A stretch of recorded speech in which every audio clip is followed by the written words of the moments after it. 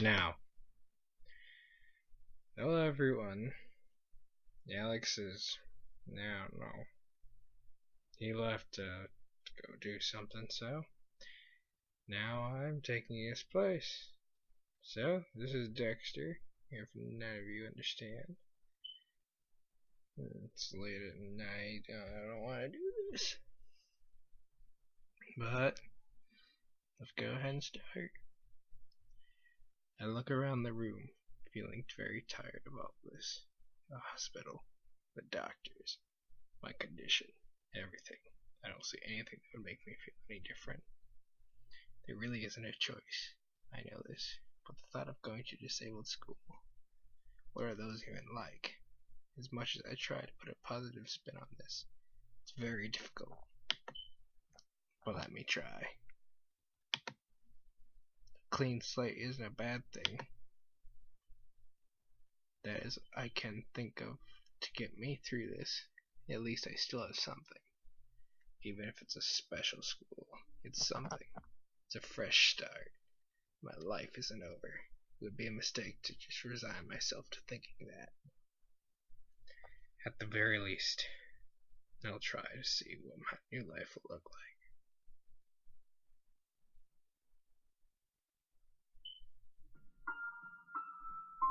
The music came in. Act 1. Life expectancy. Well, aren't I a handsome ass devil? There's a fancy gate. You are too loud. I don't like you.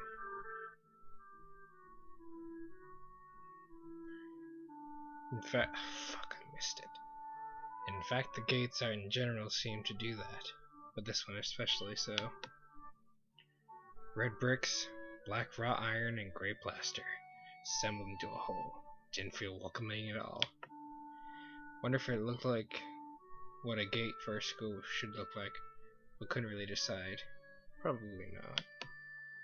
Of course, I didn't want to get stuck on thinking about the gate for too long, so I entered through it with a brisk pace that felt surprisingly good. Moving forward feels good. So I walk towards the main building of Yamaku Academy with this brisk pace. I'm alone as my parents start taking my stuff to the dorms, and there's supposed to be someone waiting for me. The grounds are incredibly lush, filled with green. Doesn't feel like the kind of ground school would have. More like a park with a clean walkway going past trees, and the smell of fresh cut grass and all other park-like things. Words like clean and hygienic pop into my mind. It makes me shudder. I shake them off. Stay open-minded now. It's your new life. You have to take it as it comes. That's what I tell myself. Few buildings loom behind the leafy canopies. Too big and too many for just a school. Everything seems off. It's different from what I knew and thought about schools. This looks like more like a hospital. It's an uncanny valley.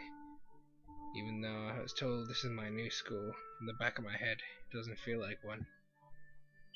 I wonder if the feeling is real or caused by my expectations for the school to be its. Speaking of that, I don't see anyone else here. It's kinda eerie. Makes me wish there was somebody here so I could anchor myself to do something tangible, instead of having this feeling that I stepped into another dimension. The trees hum, and the wind and the green hues flashing all around me catch my attention. It makes me think about hospitals again. How they could say that the operating rooms were painted green because green is a calming color. So why am I feeling so anxious, despite all this greenery? Only after I stand in front of the haughty main building, I surprise myself by realizing why the gate bothered me. It was the last chance I had to turn back, even if I had no life I could return to. But still, after entering, there was absolutely no way I could go back anymore. Feeling nervous and with this realization set in my head, I opened the front door. A tall man with bad posture noticed me as I enter. We were the only people in the lobby, so it's all logical.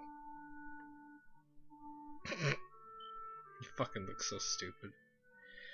You must be Niki, says the tall man. Nakai. So you are. Excellent. I'm your homeroom and science teacher. My name is Muto. Welcome. We exchange a handshake that is neither firm nor sloppy, and he looks at his watch. The head nurse asks for your check-in visit, but there's no time for that now. Oh, should I go later? Yes, afternoon is probably fine. We should get going and introduce yourself to the rest of the class. They're waiting already. Waiting for me? I don't really like being the center of attention, but I guess it's inevitable in a situation like this. Somehow, not knowing what's waiting for me makes me feel really nervous. Think of this. I almost missed what the teacher's saying.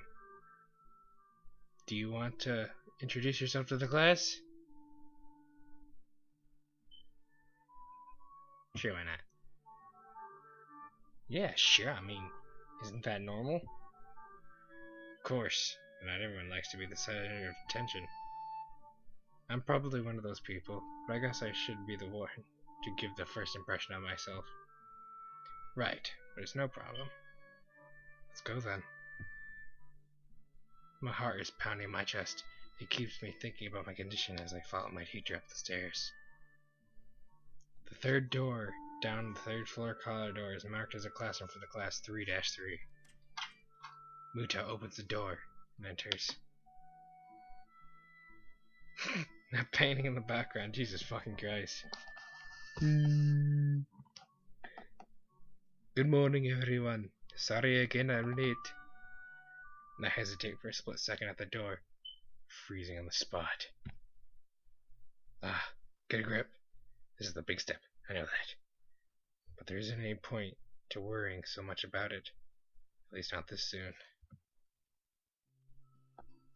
I follow the teacher into the classroom and look around, partially so I won't have to meet the curious gazes of my new classmates. It's pretty spacious. The ceiling is unusually high and there's lots of space left over. We're in and around between the desks.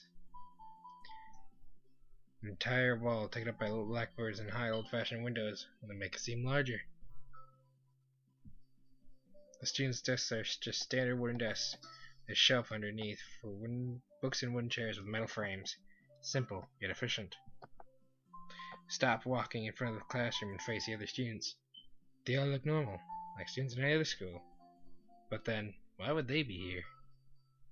It's probably like me and have something wrong with them. Well, it's not immediately obvious. But I noticed one of the girls seems to be missing a thumb on her right hand. It's a little jarring.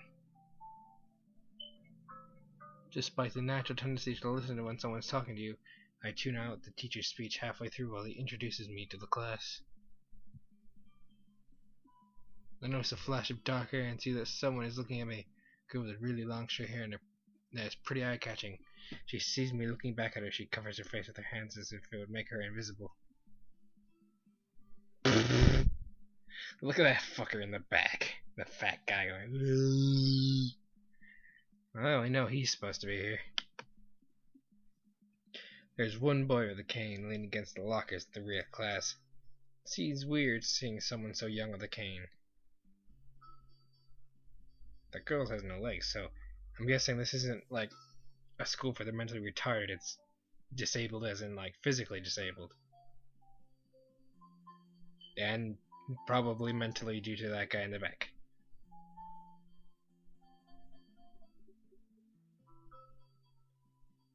Until next time!